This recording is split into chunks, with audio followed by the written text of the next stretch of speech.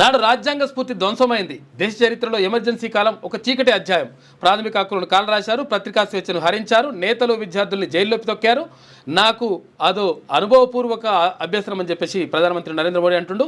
Emergency నాటి స్వీయ అనుభవాల సంకలన పుస్తకం ఆవిష్కరించింది. ఇంకా ఇదే కాదు, గుజరాత్ ఫైల్స్ అని ఒక బుక్ ఉంది, ఆడ నా టేబుల్ మీద ఉంటుంది తెప్పు, అది చదువురి. ఎమర్జెన్సీని మించిన ఎమర్జెన్సీ చేసిండు సార్ గుజరాత్లో. ఈ ఎమర్జెన్సీని మించిన ఎమర్జెన్సీ మొన్న నయీం ఎన్కౌంటర్ దాకా ఒక్కటి కాదు, చాలా కనిపించని కథ ఉంది చాలాది. రైట్.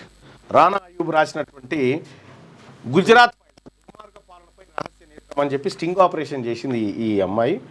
ఎక్కడెక్కడ ఏం చేసిండు నరేంద్ర మోడీ గారు, అమిత్ షా గారు, ఇలా పాత్రలు గీత్రలు అన్నీ ఇందులో ఉంటాయి గుజరాత్ ఫైల్స్ అనేటువంటి బుక్లో. ఇప్పుడు ఆయన ఎమర్జెన్సీ గురించి రాసిండు, కానీ ఈ బుక్ గురించి చర్చ జరిగితే మన పాలకుడు ఎవరో మనకు అర్థమై మనకు మైండ్ బ్లాక్ అవుతుంది.